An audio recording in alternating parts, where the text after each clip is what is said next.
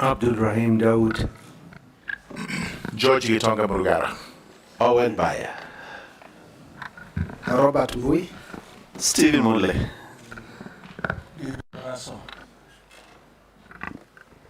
Abdi Shuria Balambala. Mishimboko Ikoni. Rehab Mukami. Kaleba Saluti. Now, Honorable Mbadi, welcome to this committee. Thank you. We know you are a serving member of parliament and you have been in parliament with all of us. I was with you in the 10th parliament and you have been with all your colleagues here through the parliaments. Nonetheless, they will be asking you questions, difficult ones, easy ones. Your being a colleague will not prejudice their ability to assess your suitability to hold public office to which you have been nominated. And we'll start by asking you to take an oath.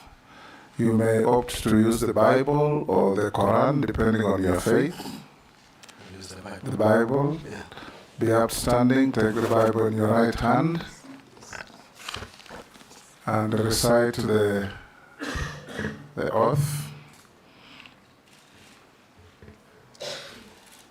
I, John Mbadi, do swear that the evidence I shall give before this committee on the matter under its consideration shall be the truth, the whole truth, and nothing but the truth. So help me God. You may sign the oath.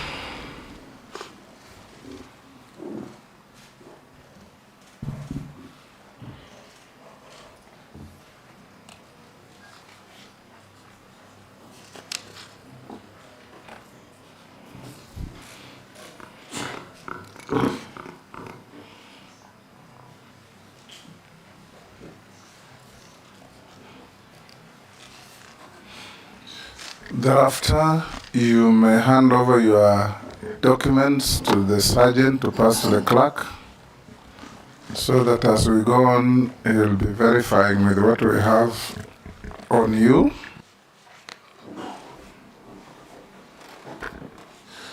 Honorable John Mbadi, we know you have been with us, and you've been nominated by His Excellency the President to occupy the high office of CS Treasury of the Republic of Kenya at a time when exceptional skills are required to help navigate the country through some difficult moments in our history. We want you to introduce yourself for the record. Give us a little preview on your educational background, your work experience, and why you feel suitable to hold the office to which you have been nominated. No more than 5 minutes. Yeah, thank you, Mr. Speaker, and honorable members of the Appointments Committee of the National Assembly. And Mr. Speaker, as you rightly put it from the beginning, I know this committee has a constitutional mandate and responsibility to vet appointments or nominations by the President, and so being colleagues notwithstanding.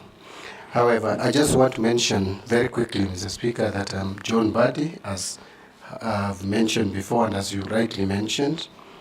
I was born 53 years ago in a small village called Seka in Gwasi, Suba South constituency of Homa Bay County.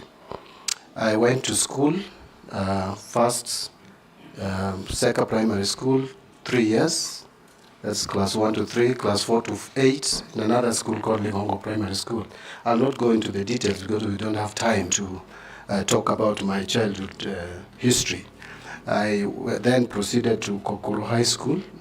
Kokoro Boys is in Awendo constituency, modern day Awendo constituency, where I did my KCSE, and then later proceeded to the University of Nairobi School of Business Studies, that is a Faculty of Commerce. I'm a graduate of accounting, and I'm also a certified public accountant.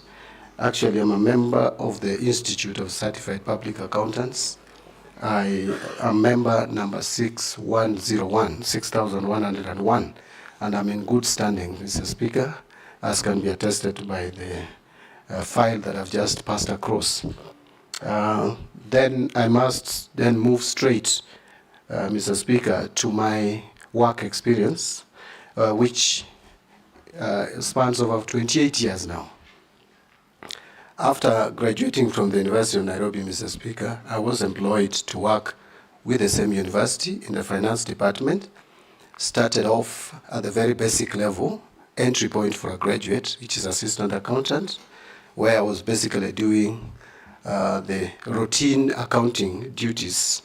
But later I rose very quickly to become an accountant, finally to senior accountant 2, and finally to senior accountant 1. In which time now I was involved in more advanced accounting work. I actually was responsible for preparation of the final accounts for the university. I was in a team that was doing that and preparing for final audit. I was also involved largely in cash flow management for the university. I then later left the university to work for an international organization called Media East Africa. It's a humanitarian organization with headquarters in Switzerland. I was the regional finance director responsible for supervising the finance departments of the region, that is Uganda office, South Sudan office, Somali office, and the Kenya office. The budget for that organization, the regional budget, which I was responsible for, was $8 million, which in the current foreign exchange rates could be about 1 billion plus. And my duty in that organization, Mr. Speaker, was basically to do fundraising, do the budget, preparation of budget and fundraising, ensuring proper utilization and efficiency in financial management in the entire region. So I served there for 3.5 years. Then I became a member of parliament, having won my seat for the first time in the elections which were conducted on 29th of December 2007. I won Gwasi parliamentary seat, a seat I won again subsequently 3 times. Actually, I have the record of the only person who has ever been elected in that constituency more than once. But having said that, Mr. Speaker, when I joined this parliament, I have done this now, takes me even to the relevance of my nomination, or the docket to which I'm nominated. Since I came to parliament for 15 years, from 2008-15, January, to 2022, save for a few months, like about 7-8 months when I served in the cabinet as assistant minister in the office of the president, I have always been a member of the Budget and Appropriations Committee. This committee is the one that actually has the constitutional responsibility and mandates to prepare the budgets of this country. Actually, the budgets that come from the National Treasury are estimates. The budget is a preserved function of the National Assembly of the Republic of Kenya. So during which time, when I was a member of the Budget and Appropriation Committee, I interacted a lot with the Kenyan budget and the macroeconomic policies. I can attest that I've interacted with the Budget Review Outlook paper, which is always prepared every year. I am very comfortable with how to generate budget policy statements, budget estimates, finance bills, division of revenue bills, county allocation of revenue bill, generally budget process, and the debt management strategy paper. So, Mr. Speaker, I don't want to go into much detail, but let me just mention for relevance that as Assistant Minister in the Office of the President, I was also involved in helping the Prime Minister. In the Office of the Prime Minister, sorry.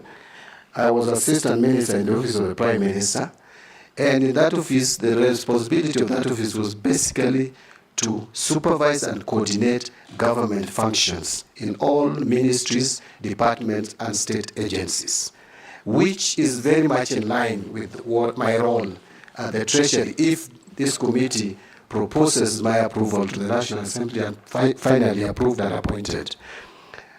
In that office, Mr. Speaker, you will recall, that there was no minister. And you'll also recall that at the time I was appointed, Mr. Speaker and honorable members, there was not even a deputy prime minister. Because remember, the former president, who was the deputy prime minister, had stepped aside because of the cases that he had at the ICC. And the current prime cabinet secretary, who was another deputy prime minister, had already, because of political differences, practically left office. So I was basically deputy or assistant prime minister during that period that I was there. And so I, by default, and I helped the prime minister in coordinating government functions.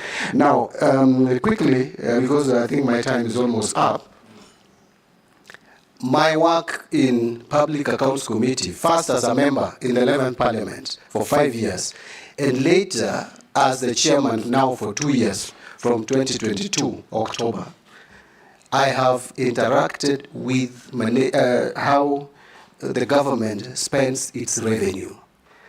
So the government spend is something that now I understand very well. So if I'm given this opportunity, I can easily bring a difference in our financial management, because that is a big concern in this country at the moment. Mr. Speaker, I think I would leave it there, because if I went now to talk about my political life and sharing Odhiambo for 10 years, and I think I would take all the time that's allocated for this vetting. So let me start. That will do for now. I'll invite members to ask you questions. And like I said, members, don't be prejudiced by the fact that John Mbadi is your colleague.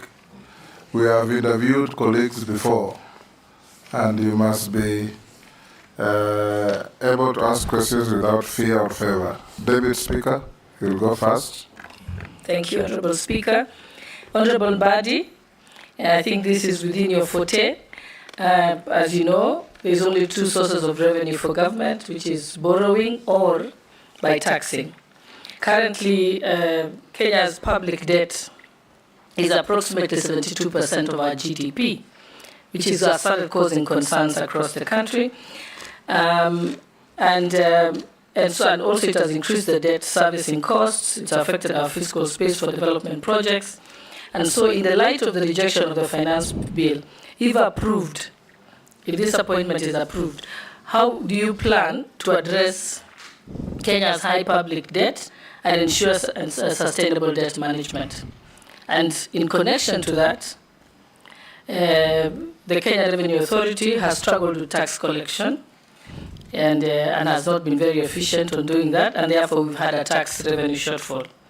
And all the efforts to try and increase the tax base and tax the informal sector has been heavily resisted, and which leaves just those who are formally employed paying the tax. So what measures will you implement to improve tax collection and expand the tax base without overburdening the taxpayers? Thank you. Thank you, Mr. Speaker. And thank you, Madam Deputy Speaker, for these two very important questions. I will start with the issue of public debt. Mr. Speaker, it is true that public debt levels in this country is worrying. In terms of percentage, it could be 72, but I think it's still in the region of 67, 68% of our GDP, which is very high. Public debt, if you look at it in terms of split between external debt and domestic debt, is almost 50-50. We are at about 10.5 trillion at the moment, split almost 50-50. I would go into the details of the breakdown, but I think that would be too much information for now. But I want to just mention that in terms of managing public debt, number one priority for me is debt accountability. If you listen to Kenyans at the moment in the discussions around debts, Kenyans seem to be asking, what is our actual level of debt? Is it really true that we have a debt level of 10.5 trillion? The answer could be yes, but Kenyans want proof and evidence. So debt accountability is number one priority for me.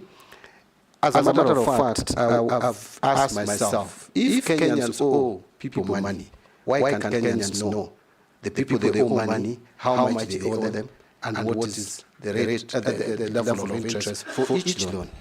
You will hear excuses that there are certain agreements which probably discourage disclosure. But the question is, can you come out transparently and explain to Kenyans which are these agreements stopping us from knowing who we owe money?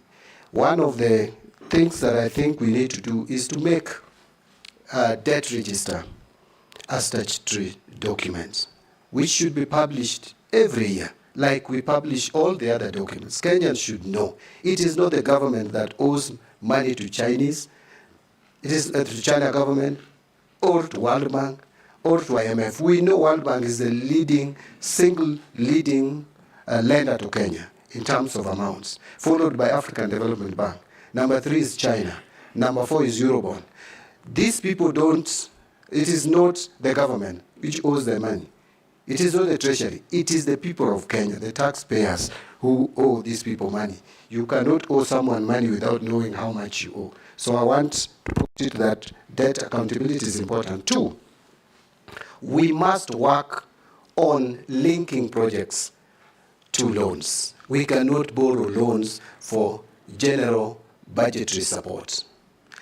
Actually, where we lost it, Mr. Speaker, and Madam Speaker and honorable members, is from 2014, we shifted our borrowing strategy from specific donor-funded projects to general support. What that means is that you do your maths, you calculate you do your estimate, and then you get your revenue, and whatever is remaining, you put to debt. So debt comes to this country, like the Eurobond, without going to specific projects. How then would you pay that loan if it does not fund value-adding projects or proper investment in public assets? So that is something that we must do going forward. I'm talking about now going forward, because what has happened. We'll have to deal with it, but going forward, that is what we must do. A lot has been said about revenue mobilization, and the focus has been that we should be changing tax rates, we should be increasing tax rates, we should be coming up with new taxes. I don't think that is the solution. The solution to tax mobilization or revenue mobilization should be targeting the tax collector, KRA. KRA is like a cow which we milk without feeding. We have a provision that 2% of our revenue should go towards building capacity of KRA. But we don't do it. Look at the system that KRA is using at the moment. It needs re-engineering. If you hear or you listen to those who are involved in collecting taxes, especially custom duties. Custom duties, we are losing a lot through smuggling, through counterfeit products, because we don't have a system. We don't have a system that is foolproof, a system that can help us manage some of these tax leakages. Remember, there was a time, and I'm sure many of us, almost all of us here are old enough, you'll remember, that there was a time when KRA had a very good policy of graduate recruitment into KRA, and they were properly trained, like even for 2 years. You must have properly trained tax experts. The way we are recruiting staff at KRA at the moment and deploying them needs to be relooked into.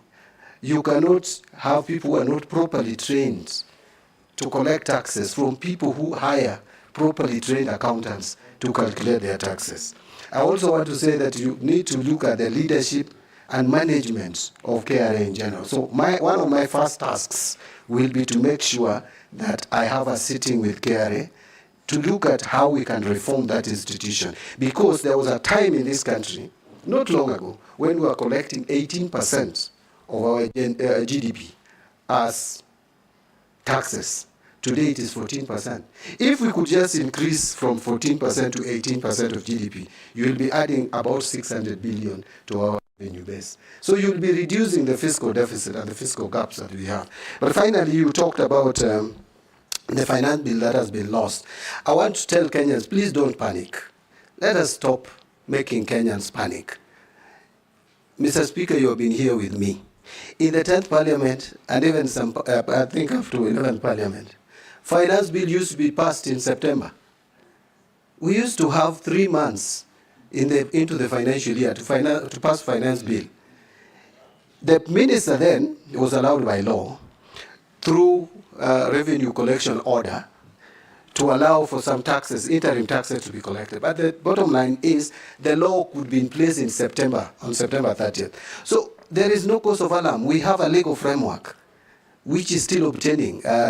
Yes, the Finance Act of 2023 has been declared unconstitutional, although I don't know whether I'm correct.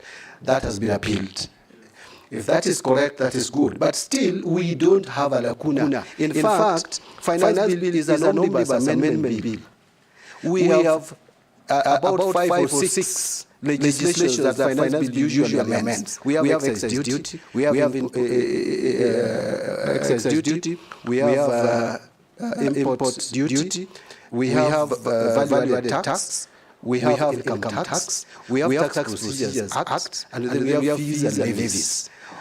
These are specific legislations, Mr. Speaker. This House, if I'm approved, this House should help me bring these legislations directly touching on these specific statutes. We don't have to have a finance bill, but I'll seek the guidance and advice from the Attorney General. But I believe the good provisions which have been lost by this bill, which are not contentious, and there are many, which can still help this country grow the economy. We can bring them as specific amendments to those acts with proper public, the Mother Act, with proper public participation. Because I think the problem we had was that the public felt there was no public participation, which we had, but maybe they felt they were not listened to. So we'll do the public participation on some of these provisions. I wanted to stop there, Mr. Speaker. But there was a question on KRA. I think I've combined them. Combined. Yes, I've combined them. Chungwa, your birds of a feather. I hope we will flock together.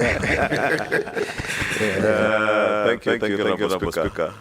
First one, Honorable Speaker, I have always argued John Mbadi on the floor on who qualified before the other. Now that we are birds of a feather, I can now confirm his certificate that I actually qualified 6 months ahead of him. But, Honorable Speaker, besides being birds of a feather in the profession, amid declining interest, because John Mbadi was also an accountant at the university when I was a student there. And having served with him in this house for almost 12 years, and I chaired the Budget and Appropriations Committee, where he has been a member since